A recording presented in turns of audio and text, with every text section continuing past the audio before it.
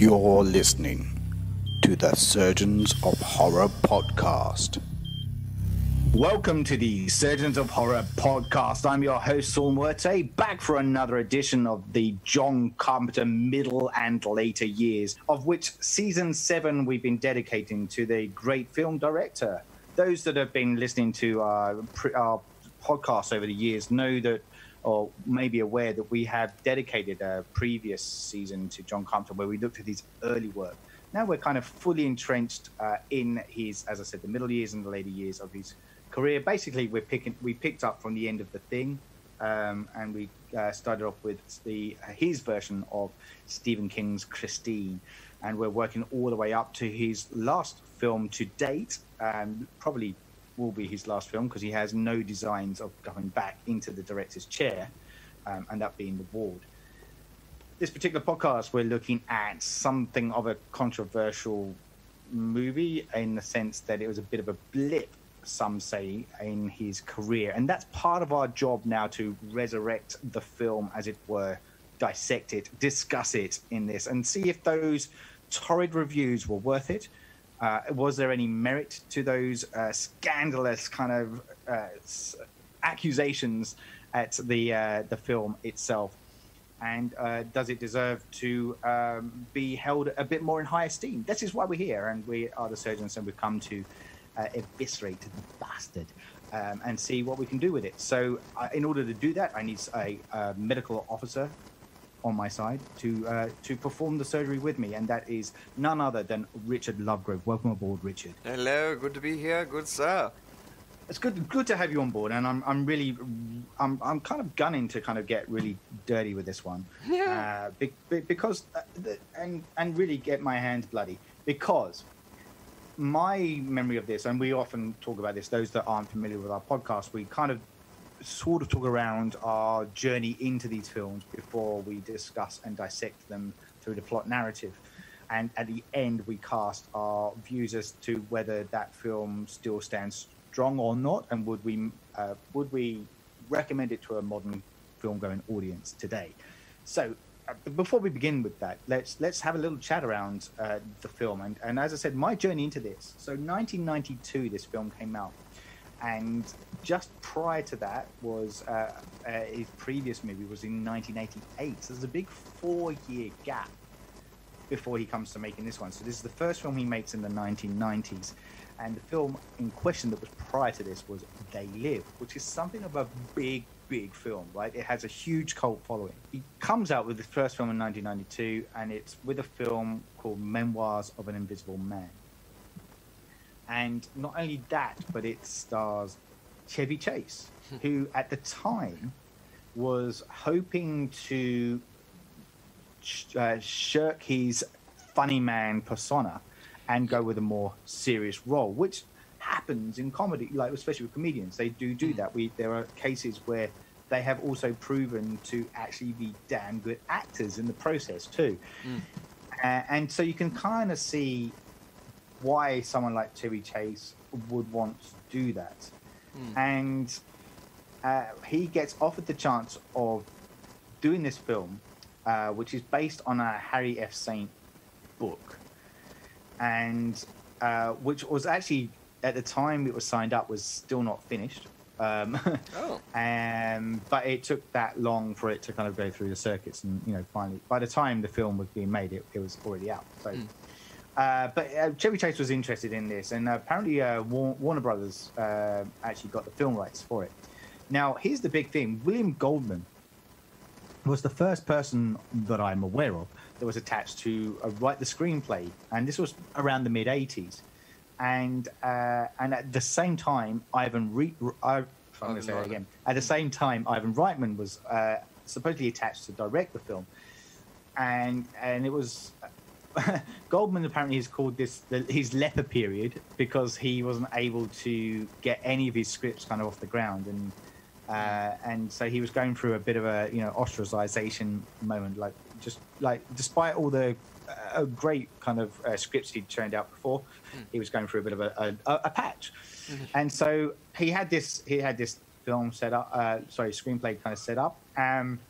Now this there's been it's going to be hard to talk about this film without talking about where Chevy Chase was in this mindset, right? Because there's a lot of stuff, and I don't want to speak too slanderous of him, but I can only go on hearsay, so I will stress that from the get-go, right? So, but from what I've read about his exit from Saturday Night Live, was that he had gotten a little bit too big for himself and was demanding a lot more pay than his colleagues, and he eventually kind of left and went to try and pursue a film career, of which, you know, we've seen the likes of what he produced at the time. Like you've got, you've got Fletch, and you've got the National Lampoon's Vacation, and all these things, where he made a mark, particularly like the Vacation film, because the Clark Griswold character that he came up with is actually a really strong kind of character in comedy circuits. I'm definitely one of those people that fall under the bandwagon of Christmas Vacation every year, or at least in the hope of going, I want to. Like, you know, it's part of that nostalgia, you know? Yeah, you go, let's go there. Exactly, yeah. So look, and for me, like, I love those movies. Like, I think, and I actually, like, when, I was going to say, when he's in, go on. No, it's right. One of his eclectic ones. Have you seen Foul Play? Yeah, is that the Dudley Moore one? Yes, Dudley Moore's in it, and also Goldie Hawn. Goldie Hawn. I love that film. Same. Like, I cannot stress enough. It's such a cool film. It's brilliant. I kind of love it too, and I'm always taken surprise when it ends, because you're not expecting it to end just there.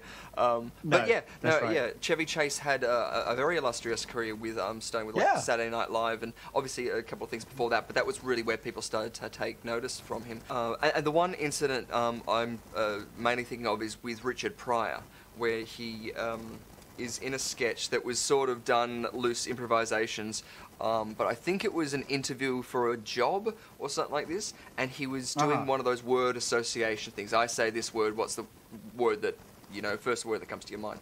He ends up saying the N-word to him, like, and he didn't know he was going to say that, apparently, and so he, that's right, Richard Pryor before says, like, you know, honky to him, and the crowd's like laughing along, and then he says the N-word, and he turns around and says, dead honky. But not only does it play to how good Richard Pryor was on, if that was improvised in the moment, because obviously that's such an awful thing to say to someone, and it was, as much as people would like to say it's a different time, I don't think that you can even excuse pedophilia in ancient Greece, even though it was, again, a commonplace thing in ancient Greece. It was the time, apparently, but it still doesn't make it right. But in that terms, as a performer, immense respect for Richard Pryor as well, but also from other things that he'd done, and his life as well is very good. But that was an incident that I'm sure was part and parcel to the whole Chevy Chase persona, because obviously he started to get to a point where he was known as the funny man, especially when it was started to get into Fletch, and he sort of had that same thing, it appears, that Peter Sellers had, where he wanted to break the mold of that funny man, and it's interesting because you look at someone like Jim Carrey and how I don't know. I personally think that he's a fantastic. I don't think there's a boundary when it comes to performance. I think that there is just good performance, and that doesn't come down to a person able to do something. It's really momentum. It's really in the moment and whatever you can capture. And usually that's why you hire people who are going to work well with other people who are hired to do that and have that experience. Robin Williams, I mean, is a prime example. Any role he is in is emotional, but also like, I don't want to say hilarious, but you know what I mean. You like him so much that even in nasty, awful roles, you can care for him, even in a Synecdoche, New York sort of way, in that sort of ouroboros, good, bad, Hellraiser, you know, pleasure and pain, yin and yang type thing, that go part and parcel. But within this, you can obviously see in, like, Foul Play, he's wanting to play a serious role, and so getting to this sort of point, this was something that was a passion project for him. After reading the story, he was really the one trying to I guess I don't say the driving force. I guess he was the only one with a name that people were willing to invest in. Because, as you said, Ivan Reitman was brought on to direct it, but he had a much more comedic sort of that's way right. of doing it. So that's why. Which kind of makes sense, because if you look at Reitman's work, like that made sense. That's why he would lean that way, right? So totally. Look at exactly. Ghostbusters being the lightning in the bottle, and like stripes. So you kind of get that, and as you said, like despite that, like Chase was unhappy with the script. So, and I think Goldman had done like 3 or 4 drafts of this thing, and it still wasn't getting off the ground. So this is where studio still wanted Chase, like they wanted him on board. So Reitman said, well, if that's the case, then I'm going to go. Yeah. So he bows out, and then I think Goldman ended up kind of backing out as well, within it as well, and I think Chase kind of said that he found the script was too comedic. He kind of said it was like Clark Griswold becoming invisible. So he wasn't. Which I'm sure people would want to see. Yeah. That sounds like a great story. So I was going to say as well, just the year before this, I just found out that Chevy Chase was in another guilty pleasure schlock film of mine that I love. Yeah. Nothing But Trouble. Ah, okay. Yeah. So that's a Dan Aykroyd. Okay. Yeah. So like I didn't warm to this one. It was so stupid. And yet I've seen it. I don't know whether it's just for the sake of kind of getting eyeballs on articles and stuff, online articles. But I did read something where they were trying to say it's a bit of a misunderstood film, and it deserves higher praise than it gets. But I do remember watching it, just going, I just wasn't. Because I don't know, I think that it felt like it needed to be expounded on. Like, this feels like it could be its own episode, like, by itself, because there's so many things in that could be torn apart. But short by short, it's a Dan Aykroyd story. Yeah, cool. Chevy Chase is in it. Is it Minnie Driver? No, Demi Moore. Sorry, Demi Moore. I don't know why I was thinking Minnie Driver. Sorry. And John Candy. And John Candy. But I saw it as a kid, and because there were so many crazy elements in it, I poured it into the light horror, basket, just because that's why I'm purely nostalgic for that reason. Same way as that the Boogedy, the TV movie or the miniseries, the Boogedy, I can't remember, was. It scared me a little bit as a kid, but it was still enough that I could get invested in the story and want to see it to the end. It wasn't like Chucky. It wasn't all the birds. It wasn't too far. But I just wanted to add that the year before he was in this film, and I'm assuming that's probably maybe what is pushing him towards going, I don't want to do this kind of film anymore, because it makes total sense. You see in that film, he's just trying to be smooth and suave, the same way in the film about Peter Sellers that Jeffrey Rush is in when he's having to play Casino Royale. Life and Death of Peter Sellers, Yes, exactly, which is a brilliant film. And that sort of moments where you can see this sort of inner turmoil with him going, I don't want to be laughed at anymore. I don't want to be the butt of the joke. So, and I don't think any other celebrity, probably there are others, but in current fandom that does this and personifies this more than Chevy Chase is that, the idea of going, I'm more. Yeah, that's right. And so that kind of leaves the fact that there's a gap of the director seat there. But apparently Richard Donner was also kind of attached to direct too, so he kind of did Superman among a whole load of other stuff. And he was in that kind of for about 8 months, I want to say, before because he had experience with visual effects, was why his name got bandied around. Yeah, I'm going to say that it feels like parts of this movie even have that sort of a feel to it, a Superman sort of feel to it. Whether or not he did a couple of seconds, because the special effects in this were groundbreaking and also. Still pretty spot on, sort of spot on. Yeah, sort of. And look, I'm gonna probably tip my hat a little bit, but I when you look back at it now, you kind of think that it's saving grace a little bit, because it is interesting watching it from the special effects kind of perspective.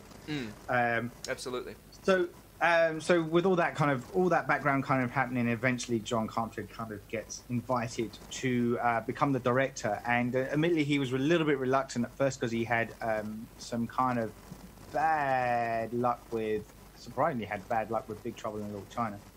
and he didn't really, and that became a cult, obviously, following and for good reason afterwards, because it's a damn good film. But when it initially came out, it was a box office flop, and so he kind of thought, I'm not gonna do that. I want to stick to the independent stuff, until obviously Memoirs comes around, and it's a big picture again, and he kind of was, all right, maybe, and may regret that decision, but so he's on board. So so a couple of things of that. So obviously we've got the Chevy Chase is attached to this, and we've already kind of glossed a little bit around. Yeah, and perhaps how his personality could have driven this, and and he wants a more serious sort of film, even like more serious film. I want to say dark, but not how we would consider it to be, like dark universe now, but a serious tone to it. Yes, that's right. And yet, when you have something, when the title doesn't say dark, though, does it? Memoirs of an Invisible Man. No. To me, sounds like it's going to be a comedy. Yeah, it feels like it wants to be a spy thriller, or something like a Mission Impossible. Which there were like I think it was 1940. There was a Universal did a film called Invisible Agent, which saw the formula of the Invisible Man falling into the hands. Well, he's a scientist, but he kind of says, "I will help fight the war for you using my formula." And he goes undercover as a secret agent during the Second World War. Cool. And so you can kind of see where something like that would lend itself to that kind of storytelling. But this is a very different beast in itself. So, and like we should mention that this also stars Daryl Hannah and Sam Neill in the mix as well. So there's a couple of big names in the mix, and we'll get to those characters in due course. But I think this is a good point to kind of start dissecting and discussing the plot narrative and going through what actually occurs on screen, and we'll try and kind of add our thoughts in the mix as we go along. Yeah. Do we want to tear down, I guess, opportune choice of words, praising, Chevy Chase a little bit more?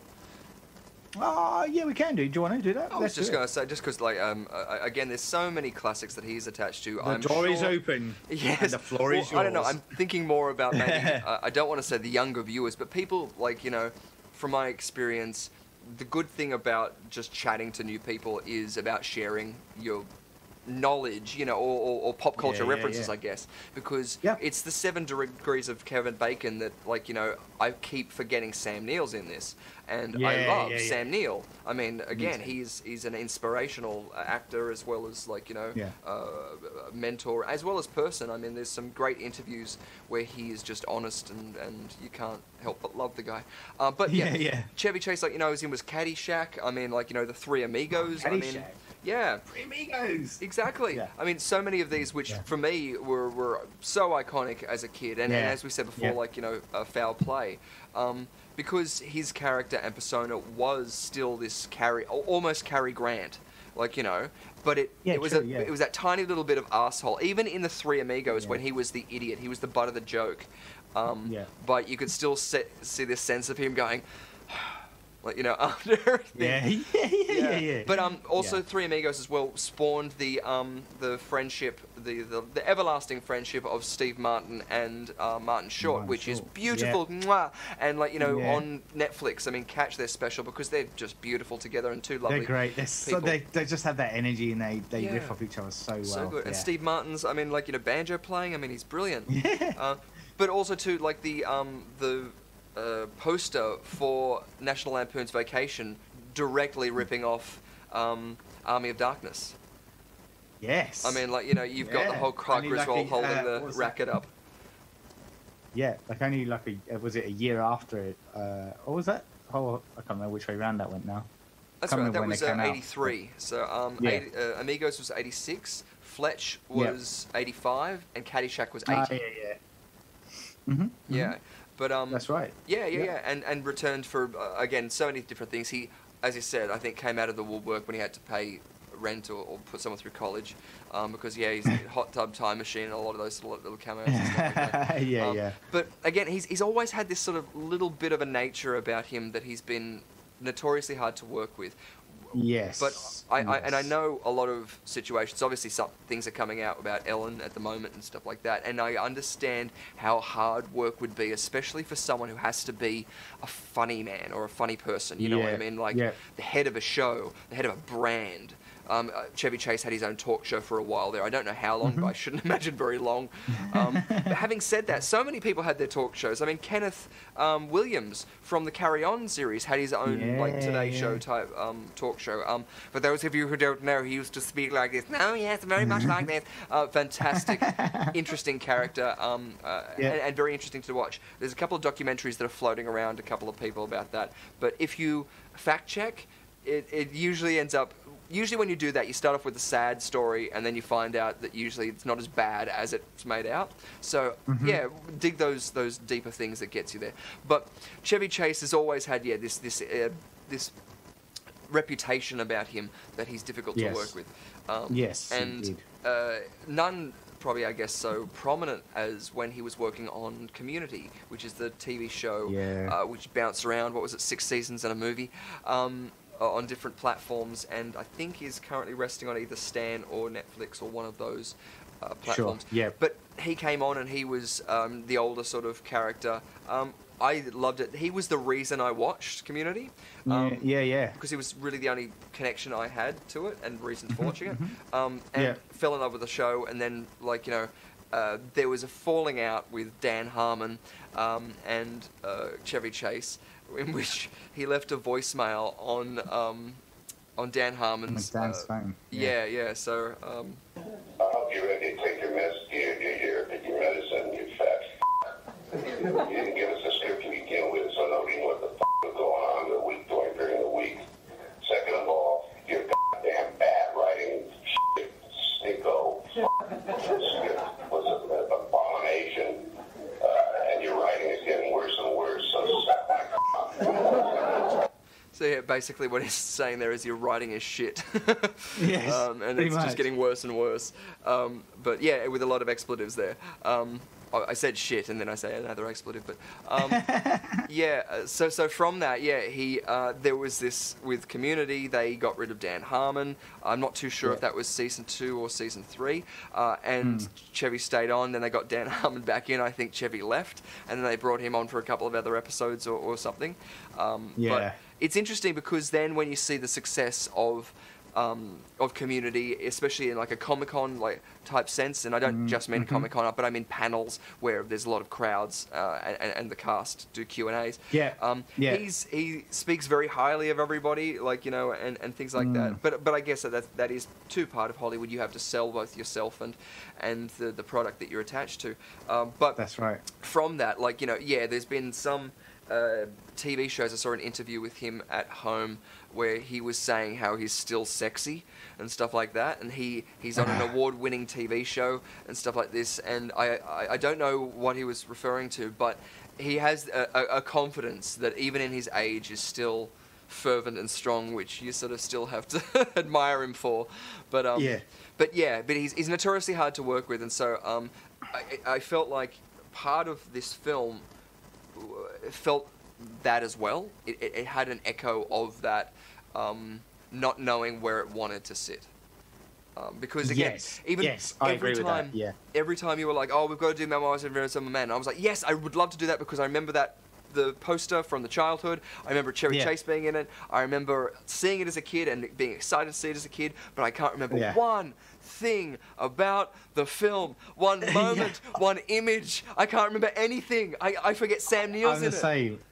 I forgot that too, and I had exactly the same reaction. Like, I was like, it can't be that bad. Like, I was like, I must have watched it because it sounds like we were on a similar journey, because I was on the Chevy Chase train of, you know, of applauding his accolades when I was younger. And so I was just I was like, can't be that bad. It really can't be. And it's admittedly been a while since I watched it, so it could even have been when I was a kid the last time I had seen it. I do seem to remember that image of him, you know, running on the beach with it, you know, with that stuff, but I wasn't sure what. But then, like, in my head, I was like, I was like, but what did I, or was that just, or you know, like, or was that just because I've seen images since. But exactly, or the original image of the famous Invisible Man, which they were paying homage to. You're yes, right. Yes. But it's ironic too, it being Memoirs and it being Invisible Man, how forgetful it is. Because it's structurally not that, like, as in it looks good, like it's edited competently. Its script is pretty good. Like it's not bad. It's not great. See, I don't know about the script. I mean, like I think it's good. Like, I feel like it's almost a bit like the building. Kind of like, in the sense there's obviously structure there, but a lot of it you can kind of see through, and it looks a bit fragmented, and it doesn't quite mix together. Yeah, with people walking into walls. Right, from what we visually see, you know. So it's yeah, and you're right. Like, a lot of it's like not really having an entity in its, or an identity, I should say, for you to really pin yourself onto. In order to film. So I can't remember how it ends. Only because we've had to, like, and again, like, it's been about 3 or 4 times that we've been saying this back and forth that we've got to see it, and I think I've seen it each time, and it's just so hard to retain. I mean, it's playing behind you at the moment, and I still think it's different movies. I've got it on. Like, but like, having said that, like, no, I was just going to say that building image is the most poignant that I've tried to retain and keep away from it, because, as we said before, the visual elements in this were groundbreaking, and I recently watched Westworld, and now I really want to see Future World, as in I've seen it before, but I haven't seen Future World, but because that was the first Future World, I think the on-screen graphics of the hand was the first time 3D rendered graphics was ever used, and it was developed for the film. This was same in its pioneering techniques. Having said that, a lot of films do pioneer their own techniques. It's I think a lot of people do really think that it's a rarity, but it's not really, because you have a whole department who is just been told, you've got to make blood spurt out of a demon's neck as it's slowly melting to death, like in Evil Dead or something like that. And so they're like, okay, well, we'll run tubes through here, we'll run dry ice so that it's not going to be a flame problem. You know, there's people doing these tests, like Mythbusters. Those people are the ones. So within that, like, you know, it's just because computers were new that it now had to go into a new realm of stuff like that. But even now, it still holds up, because I still love old computer generated images. I mean, you look at the Lawnmower Man, and I think part of that, the horror elements in that are the simulation aspects. I mean, even in Ready Player One, it's that uncanny valley where they've worked out quite well in Ready Player One with the eye size, I feel. That, you know, it's the Sonic idea. I mean, you don't want to get into that. But it is. That's right. Yeah, so, like, you know, I was just going to touch on, because we were talking about the effects side of it as well. So they kind of use VistaVision motion control cameras to film the same elements again, and then digitally impose over the top of what was shot. So, for example, the bit where Daryl Hannah is doing the makeup scene on his face. So they shot Daryl first, kind of doing what she's doing. Then they shot Chevy with his, like, basically he had to have blue contact lenses put in, and was it blue or was it black? I'm assuming... No, I'm pretty sure it was blue. I've got to I'll have to look that up now. I did have it just because when I was looking into the chroma key for this, I was surprised at the amount of dark elements that they were doing. So originally when they did this, they had was it Lon Chaney? In the original Invisible Man was Claude Rains. Claude Rains, sorry. I'm getting my science fiction references mixed up. Lon Chaney Jr. was the Wolfman. Oh, okay. Yeah. But they had him in black with black velvet skin suit. And that's how he would then put the clothes on over the top of that, and that would create the matte, so that then they could strip it out of that. There were multiple different techniques in this, even 3D mapping, I think, when they were using his face. Yeah, that's it. That's exactly right. So,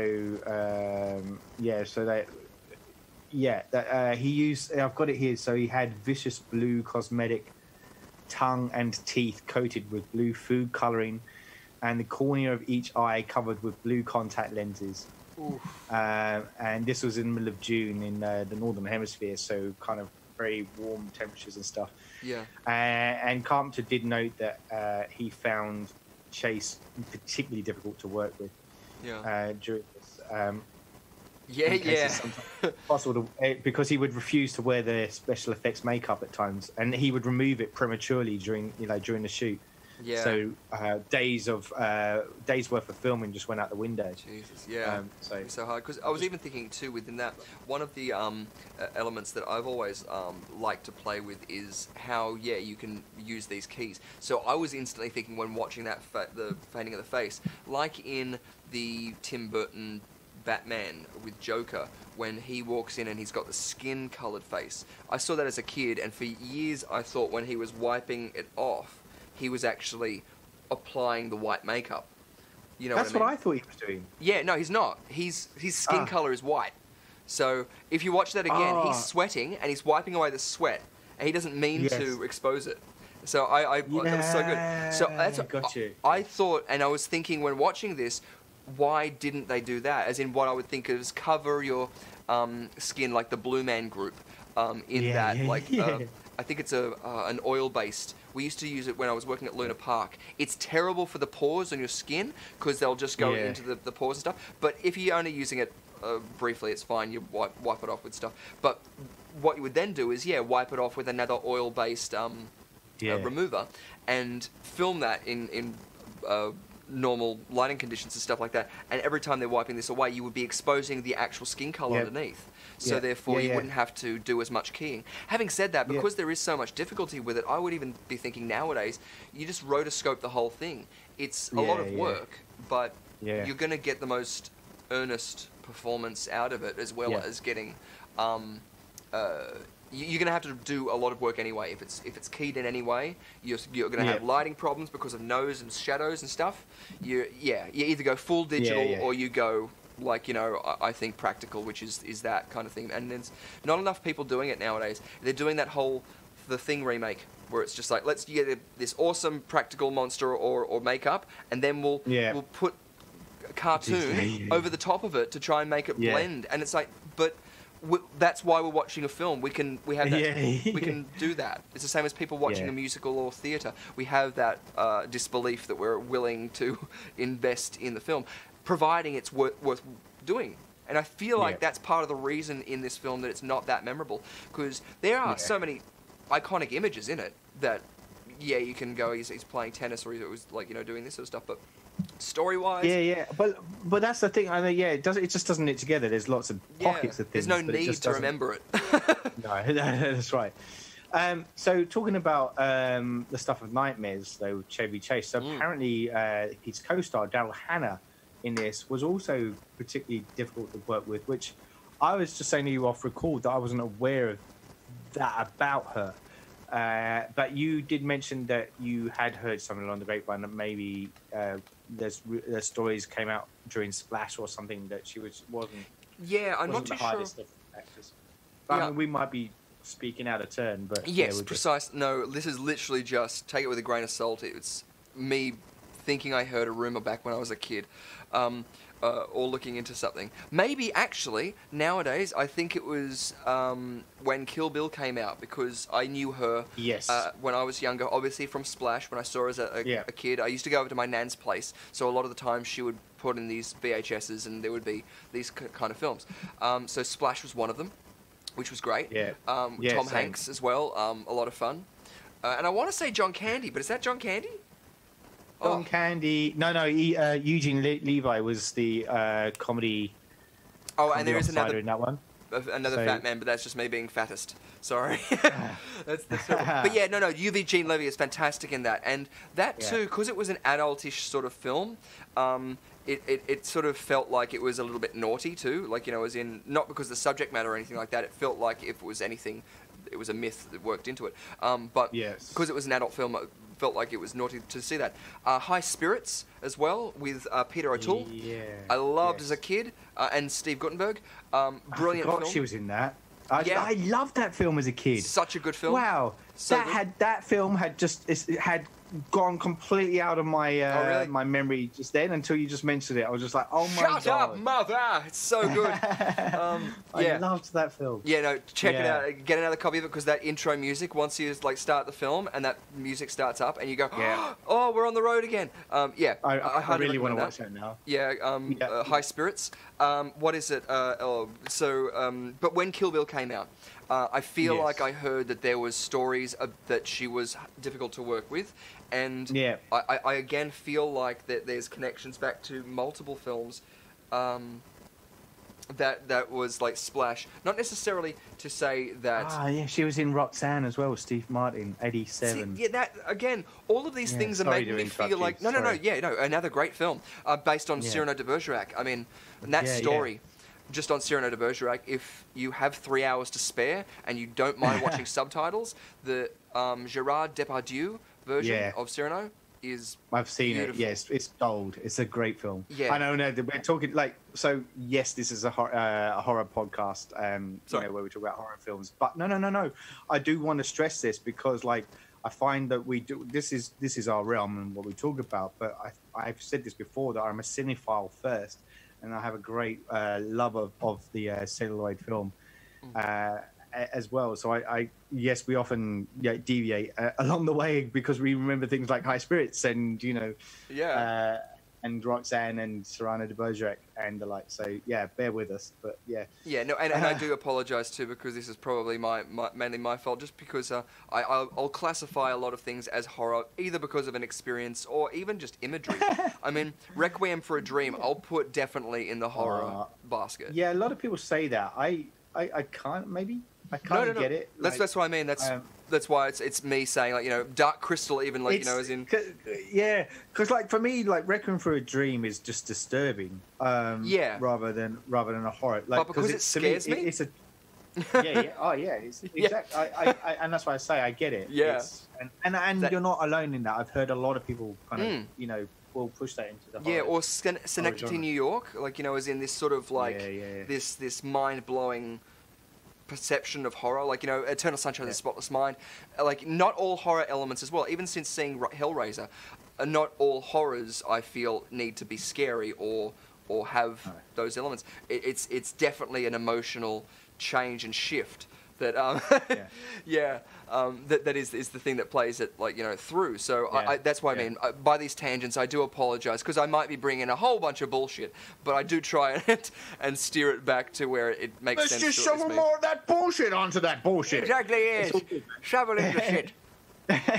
It's all good, man. I mean, like, I'm blowing my own trumpet, but I love listening back to the tangents. I just think they're great. Yeah. Okay, look, but we should probably start dissecting this bad beast, and I think it won't take us long to kind of nut through this because, as we've already kind of hinted at, there isn't much kind of to sew these things together. However, what I will attempt to do is kind of break this down and rip this thing apart, because even the opening of the film, let's just start there, why not, where we are first greeted with the invisible Nick Holloway, and we hear the voiceover of Chevy Chase, and we see the chair and the cameras all set up in the what looks like a studio of some kind. Yeah, on the street corner. Yeah, and he kind of says, like, it's not a camera trick. Yeah. And he says, how can I prove that I'm here? And he does the bubblegum kind of thing. Yeah, lights a cigarette, doesn't he? I think, he does that too. Or maybe not that, And he kind of says about, this isn't, and then he starts to narrate my story, he's going to go in. The thing I have about this, though, is it's hard, like, okay, we already said about how he's trying to go the straight roll, right? But by having a narration at the beginning, I'm already thinking of Fletch. So I already go there and go, oh, cool, okay, so it's going to be like this kind of off-banter kind of, observation of my life as an invisible man. Yeah. And so I already feel like tonally we've just had the red rug fall from under us, and we're about to be shown that it really isn't. No. going to be that funny. And this does play into the ending, because one of the other things I love about film, and I think is one of the most important things, is that intro and outro of a film. The first thing you see and the last thing you see or hear is the same as a book. I mean, it's got to be poignant. Yeah. And yeah, for me, like, you know, it doesn't... I'm not too familiar with Fletch. Obviously, I can't remember it too much. I quite like Fletch, but I can see why people would forget it. Yeah, I think I saw the first one or maybe the second one, and I remember bits of it, and I remember it looks like fun, and I should probably watch it just, like, you know, so I could get into it. But I assume I can imagine what it would be, definitely. But yeah, in this, it feels like it doesn't need it. It goes straight to the story, and even if you want to pick this up as a scene, I don't think it needs it. No, 2 or 3 scenes into it or something where you now establish where this is or something. Yeah. Or him starting this memoirs, because obviously memoirs insinuates it's a journal entry. Or something that's like true. that. But yeah. It's not Interview with a Vampire, though, is it? Let's face it. Yeah. So, oh, no, what was it? I watched again recently? Watchmen. Watchmen, that was great. Yeah. That was sorry, I don't want to go into another tangent, but yeah, that is an unappreciated film. I really think so. I didn't like it when it first came out because I was young and I was expecting Captain Marvel, you know, or Superman, or the Avengers. Sure. And seeing it as an adult, it's brilliant. It's brilliant. Yeah, but yeah, that does it really well because you understand the memoirs. You also have the gravity of the character at the point at which you need it. Like, you know? Because he just starts in the action narrating. Oh, you're going along with what's saying, and his character sounds like it could be a noir type one. You know, so all of these elements are ticked. Besides the fact of it being innovative technology and using the camera trick off the first bat. But because it's not the first thing we see, if you started with just the camera trick, as in bubblegum floating through the air and being chewed, with no justification, then dialogue, like, you know, but because you got I think a panning shot, it comes in through a window, and again, there's so many things you're saying. It's a street, and then you're going through this television, like all these televisions in this window, and so on, and then you're going. So it was unmemorable from the beginning. That's basically what we're saying. So and then when we pick up the story proper, that's where we see him as like he's I think he's a stock analyst, and so he's talking with his secretary. She refers to him as a bullshit artist at some point, and he basically, you know, we're kind of setting up his character that he just avoids responsibility, but he's already a loner. This is the thing, right? He doesn't like socializing or connecting with people. He ends up at his favourite bar, and that's where he comes across one of his supposed friends, George Talbot, played by Michael McKean, who he keeps persuading him to... Oh, do you want to say something about Michael McKean? Or? I was just going to say I love Michael McKean. As in, this is the same, Michael McKean. I'm assuming that was from... Or maybe I've got him confused. From Clue? Yeah, no, he's in Clue. Yes, fantastic. Then it is. I love Michael McKean. Reverend. He wasn't Reverend Green. He was Mr. Green. No, Mr. Green. That's right. But no. Another fantastic. And like, you know, he was in loads of things. Like, I'm looking at his stuff here. Like he was in. Michael McKean's in everything. This is Spinal Tap and. Oh yes. Jumping Jack Flash. Earth Girls Are Easy. He was in. Oh, of course. Earth Girls Are Easy. So many people are in that. I know. He was in Coneheads. Oh God. So there's a bunch of stuff. Coneheads came. He was in The Dark Knight Returns. Oh no. Part 1 and Part 2. Must have been in Sesame Street. Oh wait. Sorry. Oh wow. Yeah. Curb Your Enthusiasm, Smallville, Castle, Homeland.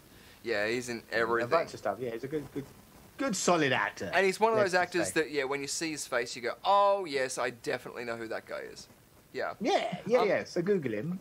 And stand by your convictions when you say he's in Clue, a film you should definitely watch if you haven't seen it. Yeah, I know. No, I feel like I need to say, like, some rosaries, because some Tim Curry rosary beads, because of my blasphemous words against Clue. Of course, Michael McKean and Martin Muller in it. But I was just going to say because I got it here, the Memoirs of the Invisible Man Rotten Tomatoes score is 25%. Yeah, the audience score is 32%. Oh, so the audience favour it a little bit more than critics. Yeah. I think I think this is one of those films that ages better. It's the same as when you look at Ed Wood films and people go, he was the worst film director of all time. But, like, I don't know, I saw those and I was like, I've seen worse. I've seen a lot worse. Yeah. Here, I'm going to quote you, and whether we keep this in the edit or not, I don't know. But the article I wrote was literally just for my retrospective of The Black Cat, 1941. Oh, yeah. And I basically put in there... now I've just lost it. The trouble is, this feels all too stale and tired in comparison to its predecessors that I felt beyond caring for the character's plight. And you just long for Tim Curry to pop up and camp his way through a whodunit spill just to spice things up a bit. Yes. Yeah, there you go. That's my... Yes. Not a clue. I literally just wrote about it. That's fantastic. I could see without that. actually saying what it was, but yeah. Yes, yeah. Cool. No, that's it. So good. Yeah, so good. Such an inspiration. Oh, I love it. I'm so gonna have to. I need to watch it. I need to watch it now. But I've got Invisible Man on in the background. Okay, so let's. Oh shit! I've just lost my internet connection. So bad. Please. There we go. Thank you. Oh no. He's dancing so without a net. We have Michael McKean as George Talbot, and he invites him. So he's in the club. He invites Chevy Chase's character, who is called Nick Holloway in this, by the way, or Nick Halloway, sorry. And he invites him over to his bar, and he's to where he is. He goes, "I'd like you to meet somebody," and Nick is like, "No, I'm not interested." And then he meets Daryl Hannah, and there's a really awkward, seductive thing that Daryl Hannah does when she catches his eye, as if to go, "Oh, hello," but it just seems awkward. It's almost like did you just fart? Moment. Yeah, if I could show the audience what Mr. Lovegrave was doing, it was exactly that. It was bizarre. But yeah, so there is an instant attraction, or so we're led to believe. So much so that they go off to the ladies' room to have a quick one, and come back as if nothing's happened. Like, it's all good. Yeah. Which is a little bit bizarre. But we also, I should. It feels. It does feel Chevy. I don't know. It's the same as. You think Chevy would do that? Huh? Yeah. Huh? I don't know. It seems as like there's a lot of these roles that he plays in these films that feel very much like he would do that, or he's said, "No, this is my character's choice." Again, like in Nothing But Trouble, he's an asshole all through that film. Like you hate his character. Yeah, he is a bit. Yeah, and I think that's another reason people don't like it, because there's no one really to warm to. That's true. Yeah, that's true. Except for Demi Moore, really. But yeah. Yeah, so they've had this meeting. And I really wanted to warm to her. Oh, man. Yeah, no, ever since seeing her her real age in High Spirits, I mean, it's hard to go back. Yeah. I just want to also add that so Michael McKean, who's playing George Talbot, his wife in this is Patricia Heaton, who people will know as Deborah Barone in Everybody Loves Raymond. Yeah. So I had a moment of when I was watching this going, hold on, but is that Patricia Heaton? Yeah, I know. Yeah, I think that is her. It takes you back because I don't know. For me, it makes me calibrate at what year, I saw them, but also too that whole thing of us being in Australia, we're getting things maybe not at the same time, or we're watching reruns. Yeah, that's true. So a lot of the time you're going, whoa, this is a mind blow, because it feels to me like a lot older film, because Chevy Chase feels like from the 80s, yeah, the 70s, the 80s. What's a rerun? You'll find out. What's a rerun? Okay. Yeah, get your Davy Crockett hat off. And so where am I? So where are we? Instant love between these two characters. Alice Munro, who is probably the polar opposite of Chase's character in this. Like, she's a spiritual animal, she's a mermaid. She's a mermaid. She's got a tail and everything. And she likes to have lots of baths. She does. She hangs out in bars. And she hangs out in bars just to get her kicks. So anyway, look, Alice says she has to leave, and Nick ends up drinking really quite heavily. Yep. Gets really drunk and has to remember that he's got they make a date to meet at lunch on a Friday. But he wakes up the next morning and has an important meeting to go to at some kind of meeting at a place called Magnascopic Laboratories. So he goes kind of a little bit worse. Where turns up and there's a character in there called Dr. Bernard Wax, and he's giving a very dull speech. So Chevy at one point falls asleep, wakes back up, thinks I need to take a slash, and he goes wandering off to find a bathroom,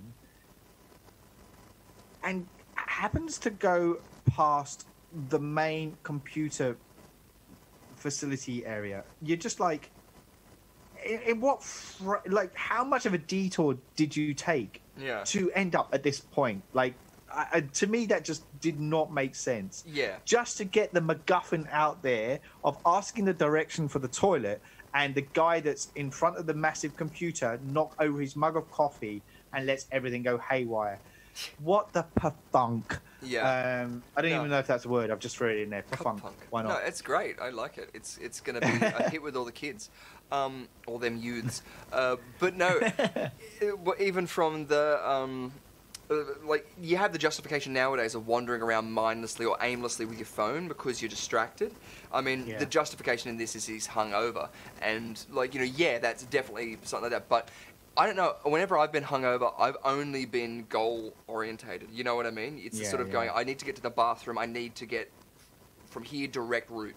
You know, I'm not going to dawdle or try and, you know. No, exactly. And I don't know about you, but there's this curious phenomenon when you get drunk that you somehow always manage to find your way home. It's bizarre. Like, you just wake up, you go, I'm in bed. Yeah, most likely he's going to walk out the front door. Yeah, like. Now, look, anyway, because I was just going to say, just behind you, I think he's arriving at the place now. So he's just getting out. This is it. It's quite timely. Yeah. So I do feel like that there was something in this, because even as he's arriving, this gave me the sense of, what was it, Inner Space with Dennis Quaid. Yeah, I love that film too. Again, such a brilliant film. And again, Martin Short.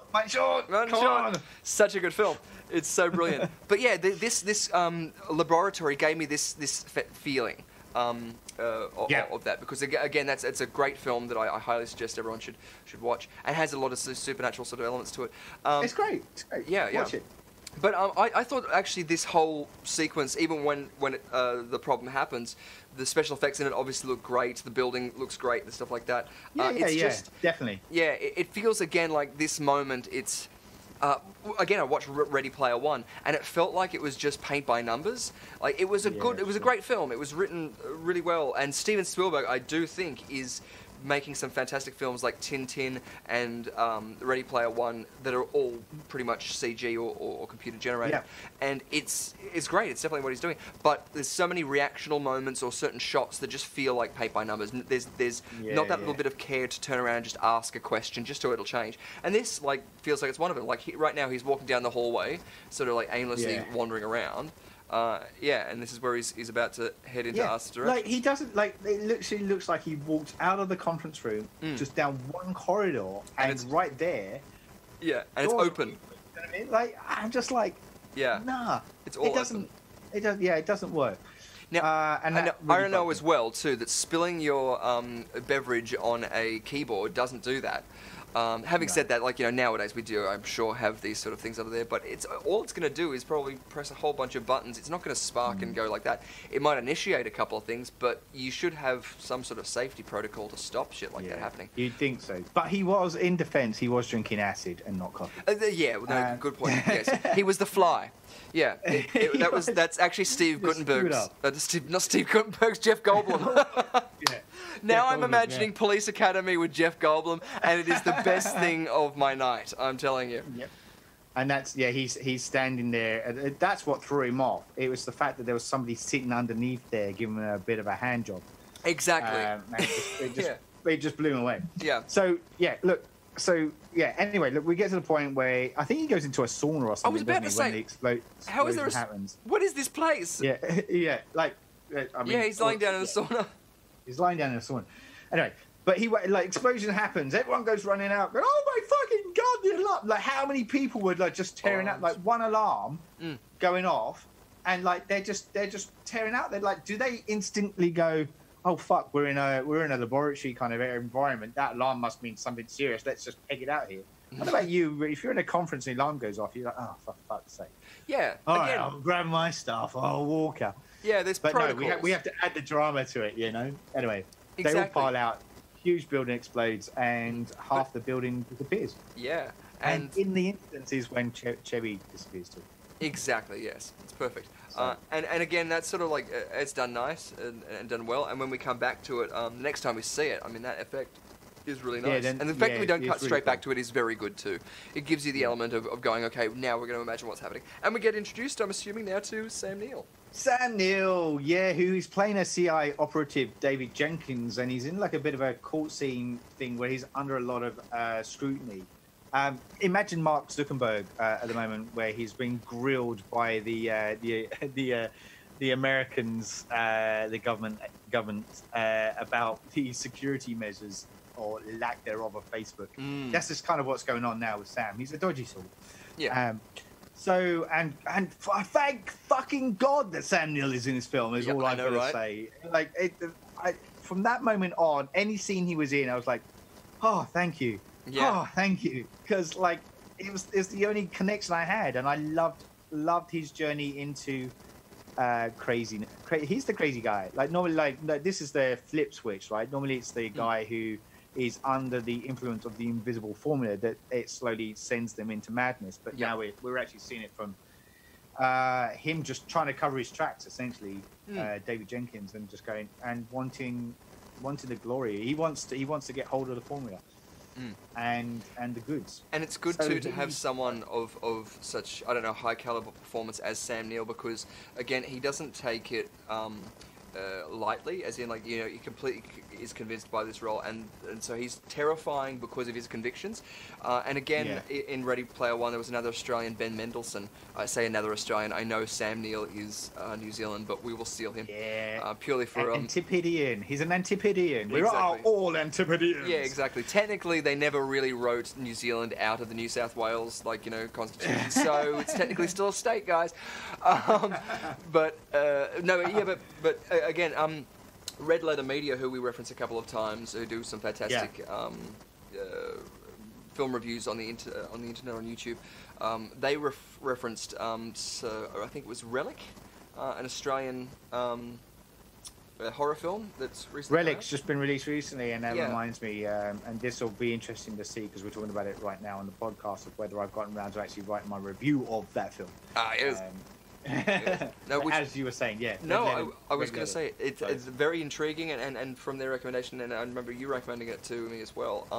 I'm terrible because I'm somewhat hesitant to see certain Australian films because either they're going to be like Animal House, you know, or Animal Kingdom, you mean? Oh, Animal Kingdom, sorry, not Animal House. Animal Kingdom. Yes, but that sort of, like, you know, intense. Which again I like, but it's I want to see happy things sometimes. Or dark comedies. You're right. And Australians, particularly over the last this century, have been very good at doing dark drama. Yes, and I think we have and quite rightfully have a good name for ourselves in that circuit. And yes, that Relic does sort of sit in that. I have to agree, but it doesn't feel Australian to me. Yeah, no, well, that's also a good thing. I personally, that's what I mean. As in, I somewhat get put off by certain things that sort of do that, and which is terrible. I totally agree, because it should be about context and subject matter, because usually when I get into these things, I love them. But I like the breaking down of those, I guess, stereotypes of film, purely for age-old basics of when I originally watched a whole bunch of films that were Australian, like Breaker Morant and those, and I used to get annoyed at the film grain being like yellow, a very hot orangey sort of bleed in it, and that was purely because the acetate couldn't handle. It wasn't designed for the lighting exposure that we had in the southern hemisphere, so it looked blown out the whole time. So I loved it when digital came around. So we could get a scale. I mean, look at Fury Road. I mean, it's fucking great. But yeah, those are the because even with what was it? I was going to say what Red Letter Media was saying is about how horror in Australia has now become what they're looking for in horror films. Anytime a horror film comes out, it's either going to be a Conjuring or a jump scare, like, you know, or it's going to be like The Babadook or Relic or Hereditary. You know what I mean? Yeah, that's right. And they were complimenting, and they were saying any horror that comes out of Australia, they know it's going to be good. And so I think that's a kudos to a lot of these sort of things. Yeah, I kind of agree, but I'm a bit worried about the latest. What was it? The Black Water film that's about to come out like soon. It's like I'm gonna have to look that up now. Yeah. And probably cut this out because I can't remember it. But it's like it's supposedly a sequel, but to me, I watched the trailer for it, and it's Crocs. It's a Crocs one, yeah, right? the Croc one, yeah. And so I watched the trailer for it, and it looks like a carbon copy of 48 Meters Down, where a bunch of teens go down they go potholing into a cave, and that's when they suddenly the cave fills up with water and they're trapped, and there's a fucking shark down there. Wow, that sounds awesome. But it's the same kind of thing, but this one's a Croc. So I kind of was watching it going, it feels a bit same. Do you know what I mean? So I think because I watched the other one, I'm not so keen on watching that. Yeah, no, I've definitely got to check that one out. I'll probably cut all of that out because that's a massive sideway. Yeah, cool. Not only the bit about what I was just saying. No, that's okay. No, because I've got to check that out too now because it sounds like the descent with sharks. It's awesome. All right, so yeah, pretty much. That's exactly what it is. So Sam Neill. Let's go back to Sam Neill. He's back in the scene. So he arrives at the scene where the explosions happened, and in all that time they're still waffling behind us. Fucking that seems really. Anyway. Yeah. So he turns up at the damage site, and this is where they discover Nick Holloway. They can see like a little guy with the hat moving around and the chair moving and stuff. So they realise that somebody was in the building. So they try and corner him, and one of the agents kind of does this. They manage to actually capture him. One of the agents makes a joke about how Nick will spend his life kind of hooked up on machines studied by scientists, and this is when Nick hears this, and he makes a run for it. We also meet another character here called who's a supervisor of Jenkins, called Warren Singleton, played by Stephen Tobolowsky. And for me, he was always the guy in Memento in the scene where they were talking about the guy who has like 5-second memory, like goldfish memory. Oh yeah.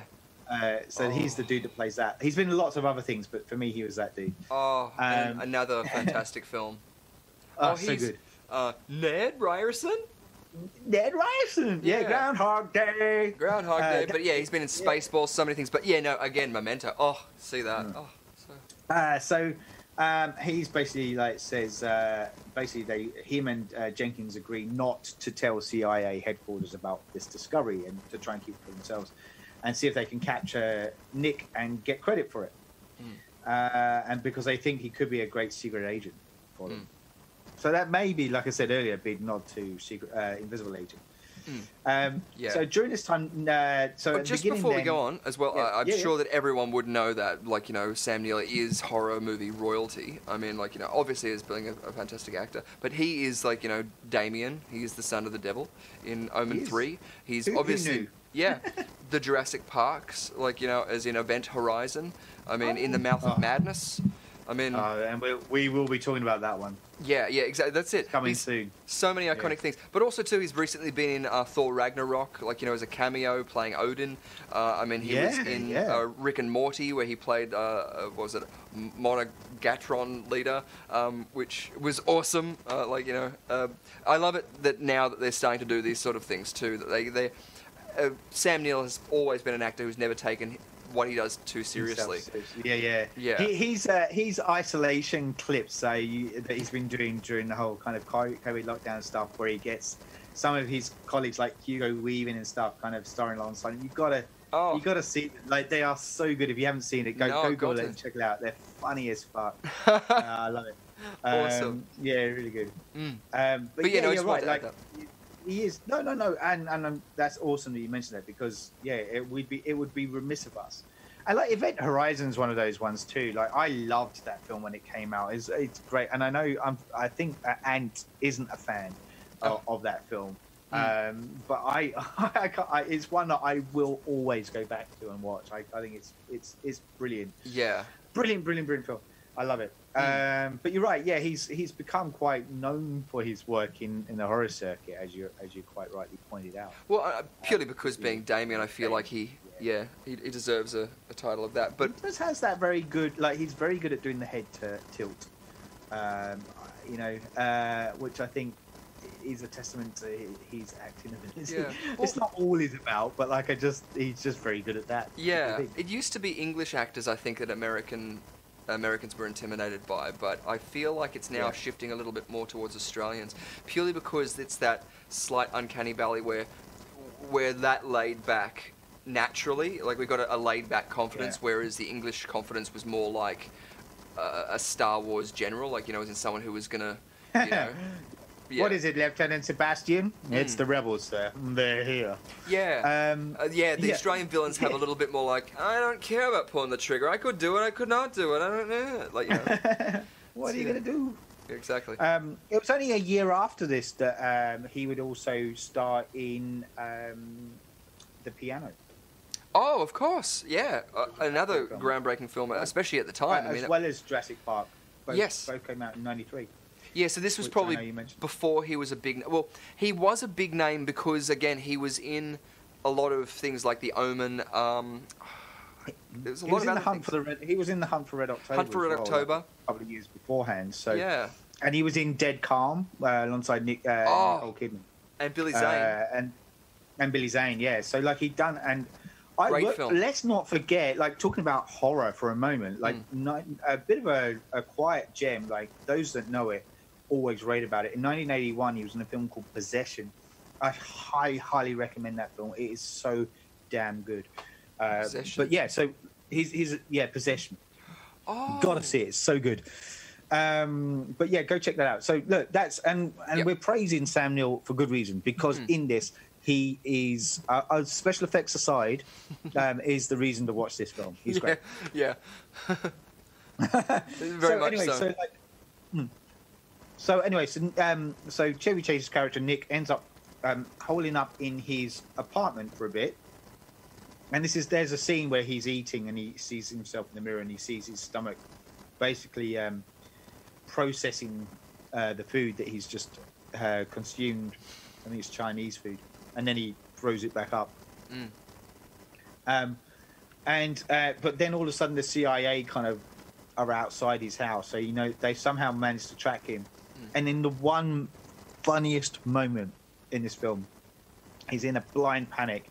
Chevy has to try and find his invisible clothes in the room. Oh, yeah. And he's stumbling around and he finds his jacket and he's trying to, like, put his arm through the sleeve. And it's funny. Like, it's the one moment where I actually laughed out loud. I was like, yeah, that's old Chevy Chase moment. Very cool. It felt like, because you touched on the idea of, what was it?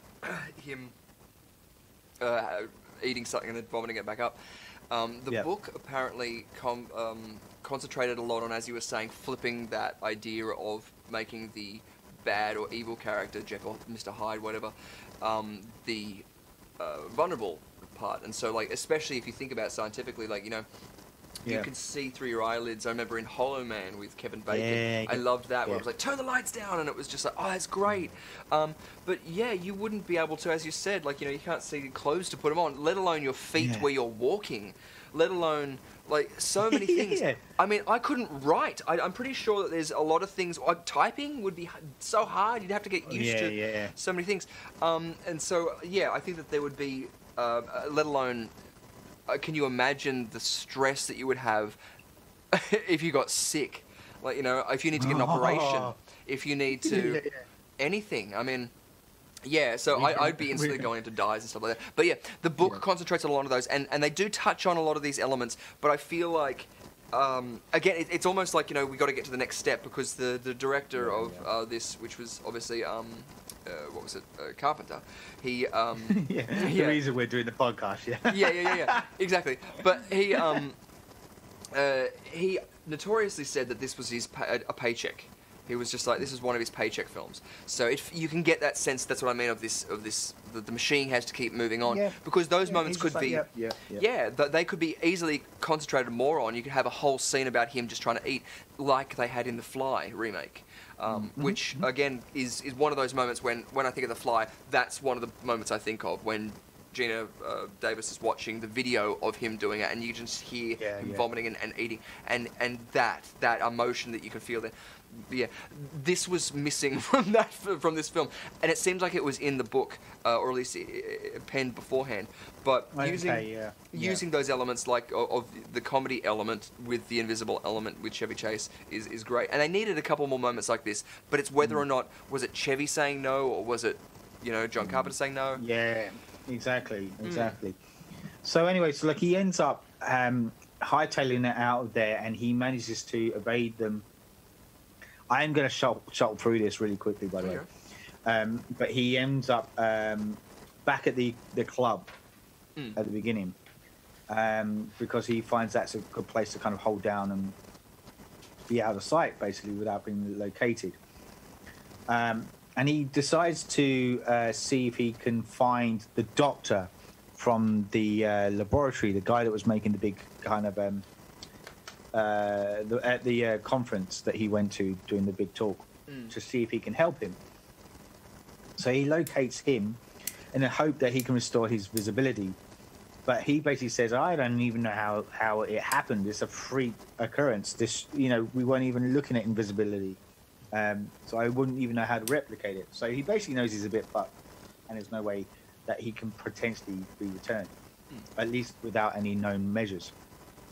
And at this point, the CIA operatives are also following, and they realize who he is. They try and capture him, but they end up shooting the doctor instead. And Nick then makes a run for it. And this is where he eventually he ends up back at Jenkins' office. Because he's like, how am I going to do this? I need to turn the table around. I need to find out what they know. And so he then turns up at Jenkins, Sam Neill's character, at the office, and he kind of lies there waiting, listening. And it's right at the end of the night where Jenkins is kind of getting ready to turn in. Oh, it's a good scene, yeah. Yeah, it is a good scene. And he kind of, I don't know what it is that gives him away. Like, there's a moment, oh, that's right, his ankle. He's doing Chevy Chase is trying to stretch, and his ankle clicks. Oh yeah.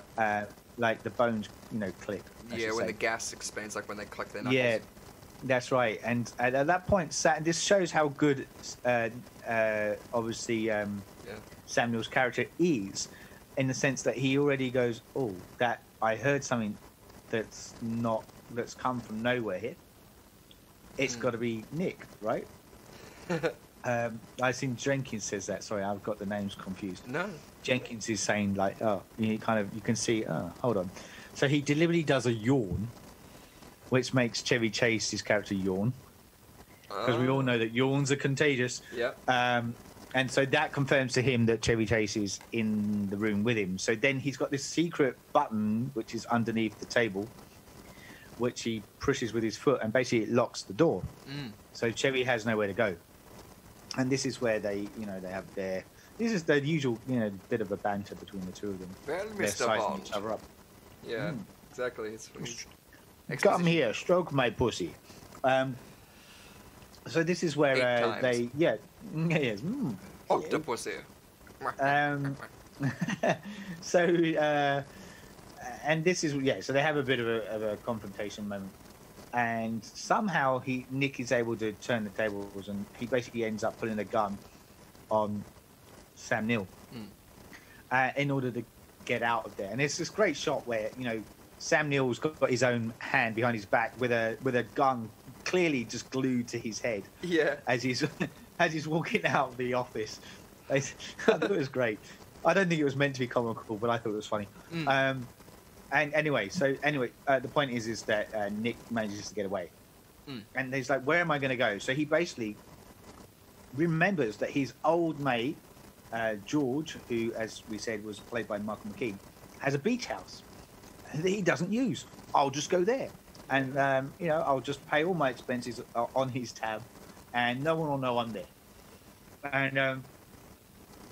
And this is where we have kind of almost the latter half of the film kind of playing out, where coincidentally George turns up with his wife and Daryl Hannah and Mr. Obnoxious Dude, and they have a moment where Mr. Obnoxious Dude is trying it on with Daryl Hannah in the bedroom, and Chevy Chase basically just throws him against the wall, and he just thinks it's Daryl Hannah with super strength. Yeah. But Jesus Christ, woman. And then but yeah, and then slowly, like, basically Chevy Chase reveals that he's there, and he kind of hires, well, he doesn't hire, he hides, I should say, in another beach house down the way that's kind of vacant, and he calls up Daryl Hannah, and she goes over to his place, and that's where he reveals himself in that moment that you mentioned, with the iconic nod to the original Invisible Man, where he's all bandaged up with the red glasses and the cravat and everything. And he reveals that he is invisible. And so she's like, oh, right, that explains why you fucked me off on Friday and didn't turn up for our date. I just love the saying, he reveals he is invisible. That's great. Look, but yeah, I am not here. Look, it's like a flash, but there's nothing there.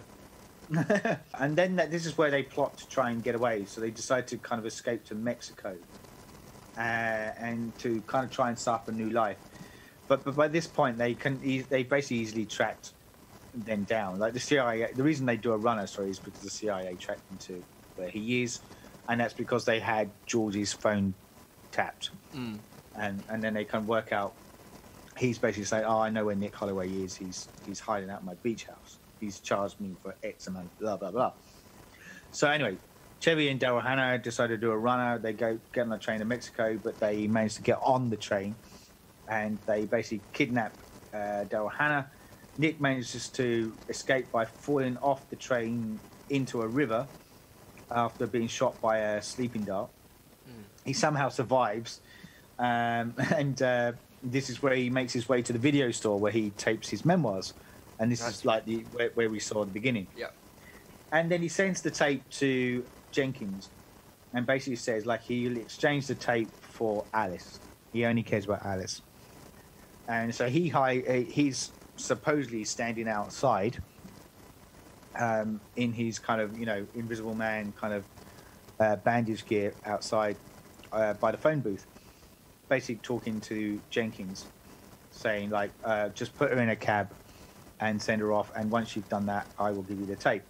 They do that, the cab drives off, and then they approach the guy that's the Invisible Man in the bandages, but it turns out to actually be his mate George in the bandages, and he just goes, "Hey, where's Nick?" And then we cut to the, and this was an obvious thing. I kind of knew this was happening, by the way. It wasn't a surprise. But we then go to the cab. And this is where Chevy is kind of dressed in well, all I can say is it's blackface. Yeah. Like it's and something that would never get off the ground today. I just kind of went, oh, whoa. And again, it kind of feels like that's a Chevy joke. Like, yeah. There was like, yeah. It's same as how, what was it in Trading Places? I think it was when Dan Aykroyd does that because he's playing a Jamaican guy. Yeah, that's right. Or something. Yeah, and it just doesn't off-putting. I mean, it's strange. It is. We're in a world where those films haven't been like disclaimed or anything, and we still can't see Song of the South. Like Oh, I know. Yeah. I don't know because again, I grew up with that, and I think that as in there's definitely a message and stuff like that and a disclaimer for it. But yeah, it's just strange. We've still got blackface going fine with those sort of crazy. things. Yeah. Anyway, so they try and make their getaway, but then the CIA still catches up with them. And one of the CIA cars kind of rams them off the road a bit. And Chevy tries to make a run for it. He strips off, but he's still got blackface on, so he's kind of like running down like as this disembodied head down the street. Jenkins is in pursuit, he manages. Happens to be one of those street cleaners going past, spraying water on the street. But he's able to wash himself off, but he has the water droplets on him, so Jenkins can still chase him into some kind of I don't know, like a what do you call it, a building site. Yeah. And somehow Chevy manages to get dust or chalk or something on his jacket, so Jenkins is still able to follow, and they make their way up in a lift up to the top. And again, they're in the lift together. Jenkins still manages to kind of get away. Sorry, not Jenkins. Chevy still manages to get away from Jenkins. Jenkins goes in pursuit, and they end up right on the edge of this tall building. And we get what we think is Chevy on the edge of the building talking to Jenkins. And I'm like watching this, and I know I'd seen it before, but I had not a lot of memory of it. And I'm just like, he's clearly just holding his jacket up, right? And that's what he's doing. He's pretending he's talking. And just as Sam Neill's trying to approach and get closer to him, he goes, I'm going to jump. And Jenkins is this is his big thing about, look, we could be really successful together, you and I. I am your father. Yeah. Moment. But, you know, he's not, obviously, Chevy's not having it. So he pretends to jump with the jacket, obviously to let go of the jacket. Jenkins tries to make a jump for him to stop him, and he ends up falling to his death. And Daryl Hannah comes up, sees the jacket on the floor. At what point, like, surely if they think he's dead, right, you'd go, there's an invisible body on the floor here somewhere, right? Yeah, there'd be something visceral to touch. So, like, so you pick the jacket up, and it's just a jacket. And I'm just like, wasn't that clue there for you? Yeah. It's a jacket. Yeah. Anyway, so they presume he's dead until Chevy comes up to Daryl and goes, I love you, or whatever it is. Yeah. And then they go off together, and Stephen, what's his name's character, Tobolowski's character, the supervisor chap's there, and he basically goes, let's just deny everything. It didn't happen.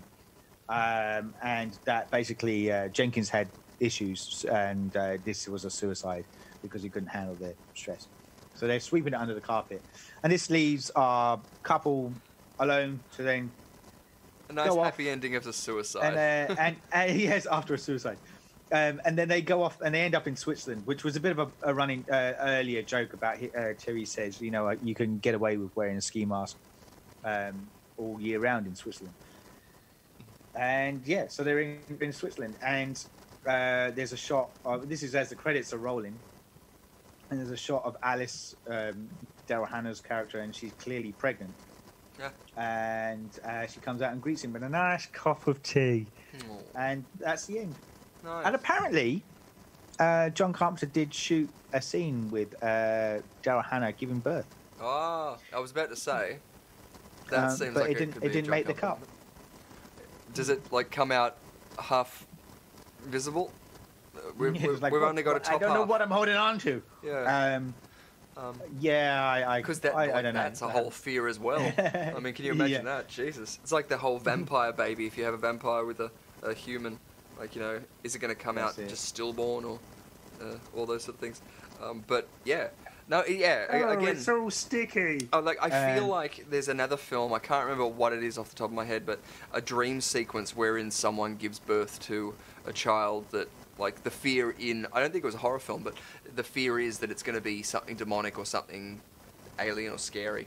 And, yeah, there's a sequence that I felt like needed... or was going to be in here, just purely because it felt like it was going to have that next... Because and I'm realising as we're reading back over the plot line that I had kind of to my side here with my notes, that there was no mention of the dream sequences that are in this. Because there are a couple. Like the moment that I'm seeing just behind me now, as the film rolling out, where he goes to disrobe in front of Daryl Hannah, and he has no penis; it's invisible. And then the more weird one was where he's at the in a hospital bed with these voluptuous women around him, and all of a sudden Sam Neill's character pops up along with the other doctor, and they talk about cutting him open essentially. But there's this kind of weird moment. Yeah. So, I think that's probably why it felt like it needed something like that too, because it was obviously playing on his fears, and it was he was the protagonist. So almost to like, what was it, A Wonderful Life. Like it felt like it was hitting all of these little beats that weren't thought out completely. It was just that, like, the last step just to tie it in with a lot of different ideas. But yeah, no, it sort of ends with that ending to me felt like it was an extreme, like, you know, as in whether he was intending for Sam Neill to jump off. You know, was he intending for that to happen, or was that a mistake? I honestly thought, when I was rewatching it, that he was going to catch Sam Neill, and then Sam was going to have this moment where he couldn't believe what was happening, like, you know, because he's been caught, he's now hanging off, and nothing is holding him up, but he's not holding him up. I thought that would have been really good too, because he would have then, his character would have been redeemed too by going, well, yeah, I don't want to kill this guy, I don't want him, you know, or anything, but I just want this to be over. And then to that idea of just that other visual element of all the people below. That would have been cool. Seeing him hang on to nothing, and then going panicking, and that complicity as well. I guess that would be another thing, because the whole, like, you know, metaphor and symbolism behind the Invisible Man is, it starts off with him wanting to be invisible, then he not having social connections, and then becoming invisible, wanting to be seen, and finding those connections. That's right. It would be interesting too to have a complicite. Complicite is Latin for a knowing look, and in stage combat and acting in a lot of different things, you usually find that where you have to make a connection, and that's usually where your emotions and reactions come from and stuff. But that moment would have been really nice, especially just to see as well that the Sam Neill character, even if he was evil, token evil, like, you know, he was still trying to talk back Chevy Chase's character at the end. Don't kill yourself, we can do this. To the point that he leapt off. And obviously, if you want to save the person, you don't dive and tackle the person off the edge. You know, but it's still that sense of... there's a flaw there. It felt a bit malicious, I guess, is what I'm getting at.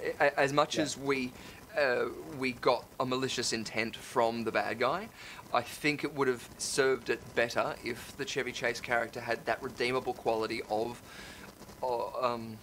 humanity. Yeah. Like, you know, as in he's a better person. Yeah, I agree. So we come out of this, and we've performed our surgical act on Memoirs of an Invisible Man. As you quite rightly note, I can't remember it.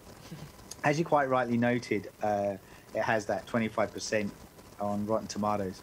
So, and we mentioned that, and so it's not a well-loved film.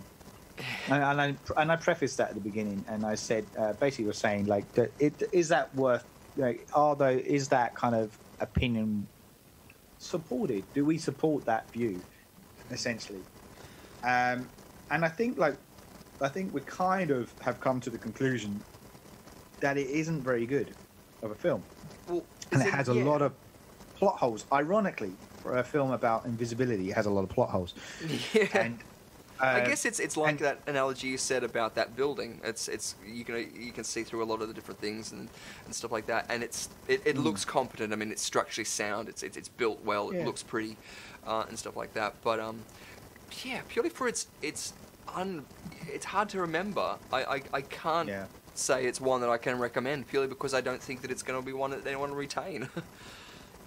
And that's right. You kind of jump into that, like, as we say, when we round out these discussions about would we recommend it, even to a modern film-going audience. I think this is done in such a better fashion, particularly like, you know, you mentioned Hollow Man, which came out maybe towards the end of this decade, or it could have been actually, I think it was 2000. I think it came out 2000. Yeah. I will definitely double check that once we've signed off our record, or you can Google in the background while I'm nattering on.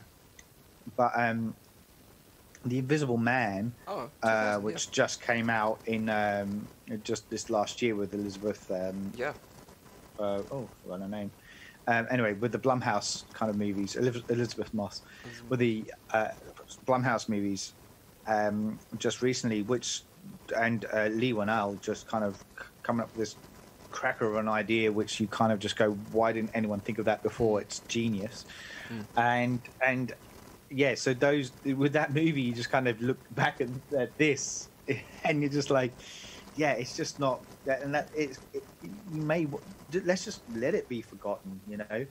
I do want to say that I've been going, like, part of the process of our podcast and looking at John Carpenter's work is to scrutinize his journey, and even some of them in there aren't horror. We've been talking about, like, Starman, for example, and Escape from New York isn't really horror.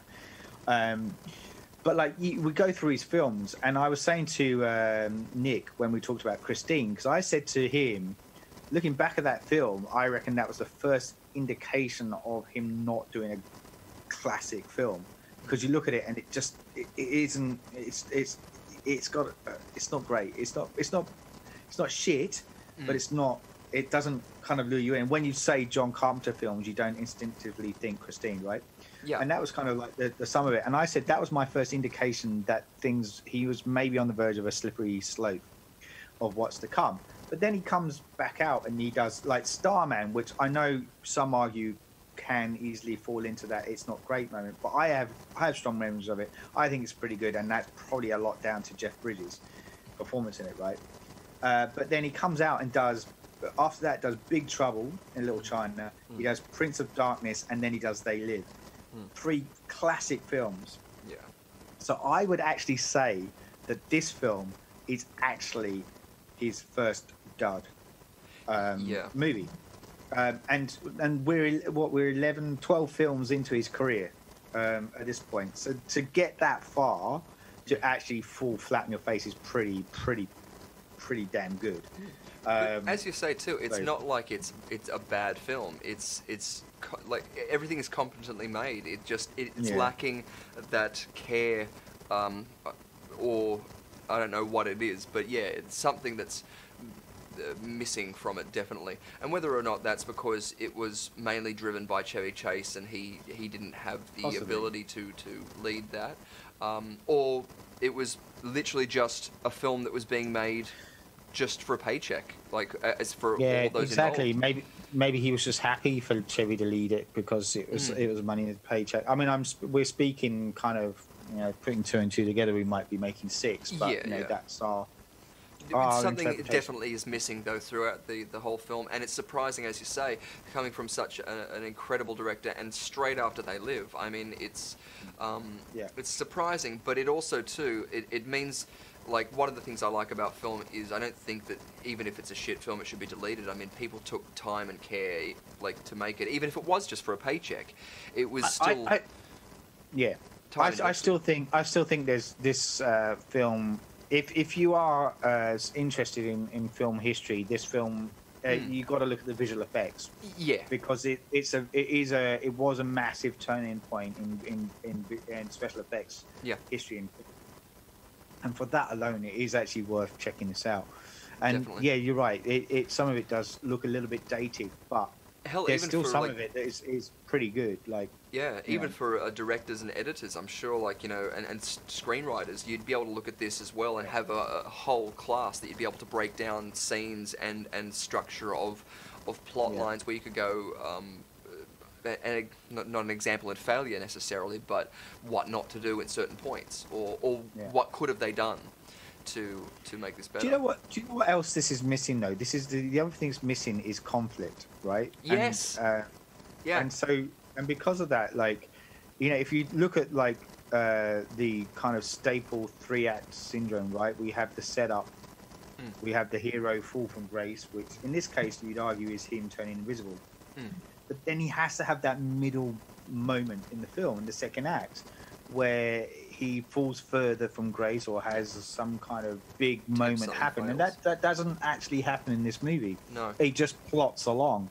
But again, it does feel very much like Chevy. It almost feels as if he doesn't want to have that moment where he falls before the troll and then defeats him. He just wants to defeat the troll. And I don't know, again, maybe I'm just reading too much into that, but yeah, I think that you're absolutely right. You hit the nail on the head there. It's open to interpretation. That's why we're here.